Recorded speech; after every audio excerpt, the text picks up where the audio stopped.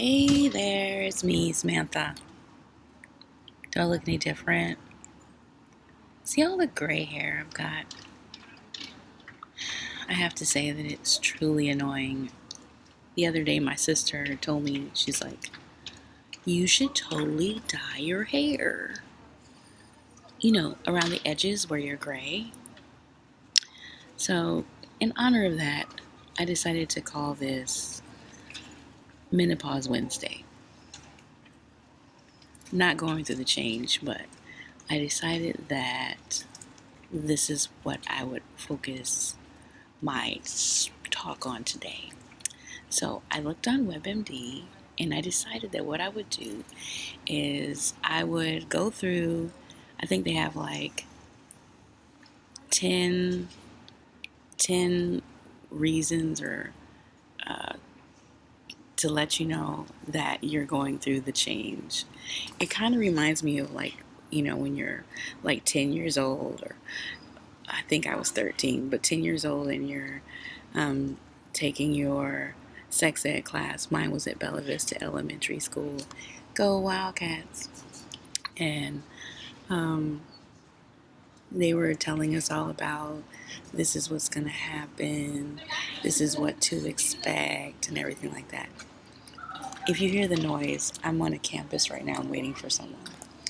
But anyway, so this is a talk about what to expect when you're expecting the flash. We'll just call it the flash.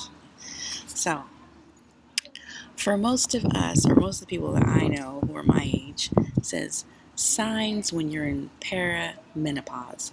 So what is that? Okay, can you tell that I'm reading? Perimenopause is when your body makes less and less of hormones that control your period.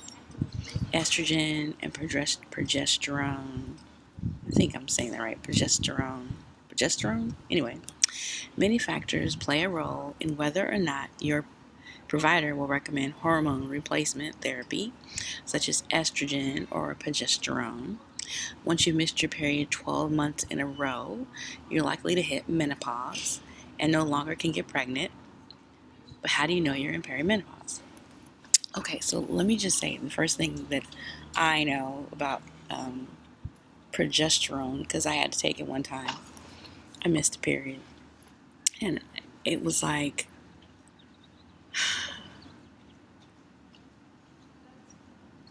I'm not exactly sure how to explain it. I just know I was super bloated. I was super annoyed. I was just super bloated. And it just seemed like my body was a balloon and somebody was taking it and they were just like going and blowing it up. And my belly was just like blowing up and my period just wasn't coming. And so my doctor gave me some progesterone. And like after about a day it came. I don't know what, I think I was stressing or something. That's probably why it didn't come. But usually when you hit the 47 age, the doctors like to say that everything is, you're getting ready to go into menopause. But then you go, well, when am I gonna? And they go, I don't know, because they don't know. I've just come to the realization that a lot of people are guessing and they have no clue. And your body could be on fire and they would just go, well, I think it's this. But they really don't know. Was that your word I used the other day? They really don't know green trees. Okay. So, changes in your period. It says here, number 2, they could be light, heavy, long, short. You may skip some altogether. But if you go more than 60 days between them, you may be the end of perimenopause. You could try low birth control pills to keep you more regular, which may help your symptoms too. One thing that I've noticed, and my sisters say that I'm more lucky than most, is that mine have gotten lighter, which is an indication that I am in perimenopause. But I really don't mind. You know, they're not heavier. Like some people's get really heavy. Some people's, that wasn't grammatically correct.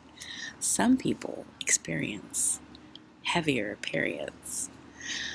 I myself have experienced a lighter period, but in the 3 days, I guess, 3 or 4 days, it goes from super, super light.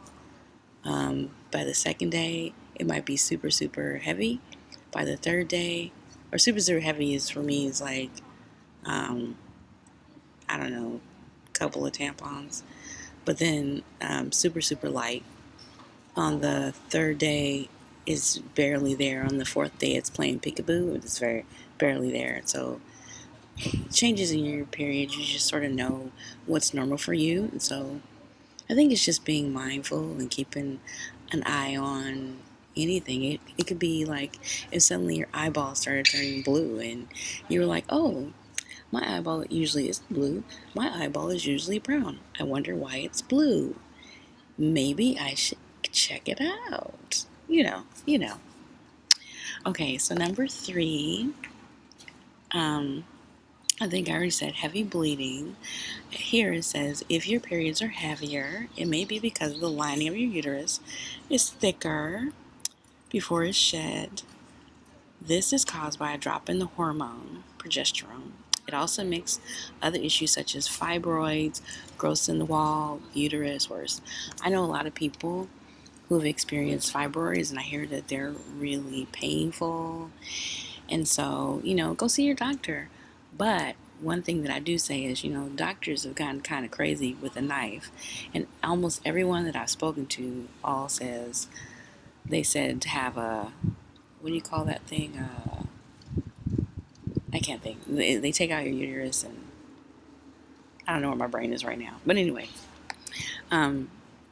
but I have to say there are some people who have had hysterectomy, who have felt a lot better because they said that it was like the worst pain of their lives and everything like that. And I have never experienced that, and so I'm grateful, and to all of those of you who have. So, let's see. Number 4, hot flashes. So, I have not started having hot flashes yet, but I do get extremely hot. Like right now, it's really, really hot, but I've always had this issue of being hot. I have hypertension, so I've always gotten hot. This one says here, you get flushed and sweat for 5 to 10 minutes. Some women get slightly warm while they're drenched in sweat. They wake up in the wee hours of the morning. I have had that, where you wake up in the middle of the night and suddenly you're just soaking wet. When this happens to me, I just sleep naked. I just am like, why should I even put any more clothes on? This is going to happen. So, it says deep breathing may help. You can also try to avoid triggers, warm temperatures, hot drinks, spicy food. You can try black cohosh. I have no idea what that is. Or add soy to your diet, which I've heard bad things about soy. So you might want to check that out first before you do it. As a natural source of estrogen, talk to your doctor about medications for moderate, severe symptoms. I haven't figured out a way to avoid night sweats. I don't have them all the time. They're sort of sporadic. I like to sleep under the covers, and so that could possibly be because I like to put the covers over my head. So sometimes I just overheat. I'll say it like this. If I do have a hot flash or a night flash or a night sweat, it might be like once a month. And I know some people who have them and they have them every single night. I don't have them every single night. I might get them like once every other month. It's like they're very sporadic. I can't really pinpoint when they're going to happen. So, one thing I do, like I said, is I just, my go-to, I just take off all my clothes. And that seems to cool me off. I haven't really had to do anything else, but just, my indicator usually just says, you're just wearing too many clothes, take them off. So I'm not really sure what I'll do if that starts happening outside. I might get arrested for taking off my clothes. As you see, I don't really have very many clothes on now. And I don't care. Okay, so number 5 says vaginal dryness. Let's see. It says because you have less estrogen, your tissue may become thinner and drier. I won't talk about my vagina on here. I'll just say I don't have dryness. Okay, let's just move on. Okay, 6, sleep problems. Now you're coming down my lane. Oh, I'm drinking this orange juice. See? Let's see. What is it? There we go. So, I've been working out at the gym, and my arms and legs and everything are just like killing me.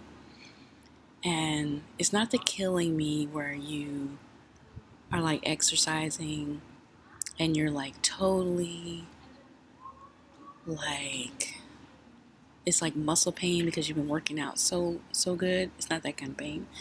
It's more like a body ache. It's just deep inside where, like, if you're riding a bicycle but your legs don't want to move, it's like your muscles are slow and you're trying to keep up, if that makes sense. I know what it is. I have low potassium because of some of the blood pressure medications I take, and so good old orange juice seems to relieve it. But the whole thing is I forget. I go, why am I feeling like this? And then, ding, God speaks to me. He says, Samantha, drink some doggone orange juice. And so it usually relieves my issue. But back to sleep. Number 6, sleep problems.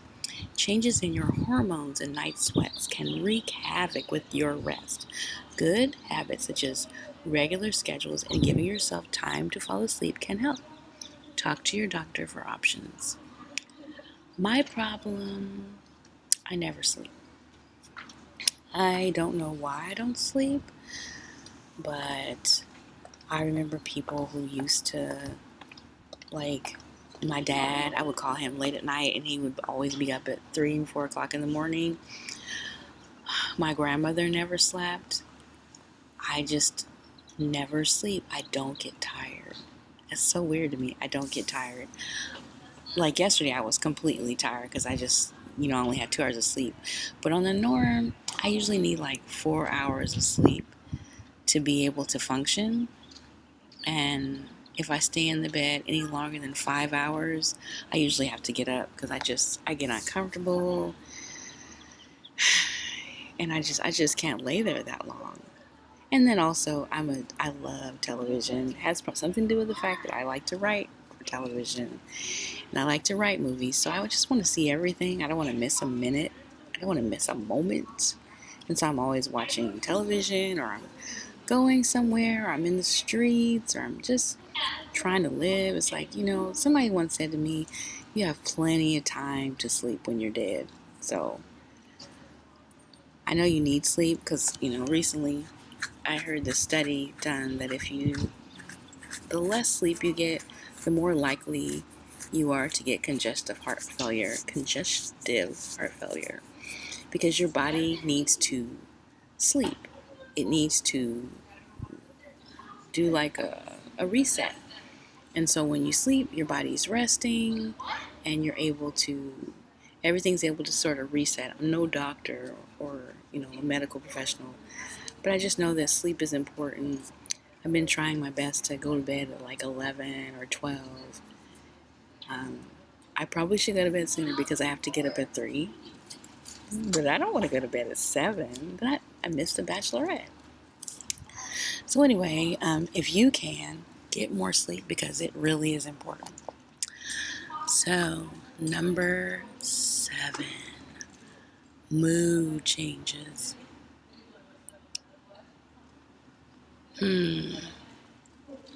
Sometimes every once in a while, my sisters will tell me that I'm being bitchy. I don't think I am. I think that I've got a great mood. I'm usually really easygoing and really happy. I think sometimes for me it can be situational. So But usually I get an indicator, especially when I start going crazy on everybody, when I start just yelling at everyone in the house, and like there's, I'll yell at this person, and I'll turn and I go, and you this, you that, you this, you this. Oh, and you think that's funny? Well, you this, you this, you that, you this. And oh, you over there? Oh, really? You this, you this, you that. Then I go, oh, I must be getting ready to get my period because I am being extra bitchy. So it says here, some women swing from highs to lows during perimenopause, thanks at least in part to their changing hormones. And it can be worse if you have trouble sleeping. Women who had severe PMS symptoms may have serious mood changes during this time as well. I know several people that have this, but I won't name names. You know who you are. Okay, forgetfulness. Okay, so this could be one of mine too. It says changes in your hormones, along with other symptoms of perimenopause, mood swings, and sleep problems, may make it a little harder to remember things. You might lose your keys, more often forget some appointments, or having trouble focusing. It probably will get better once you get past menopause. Let me ask you, do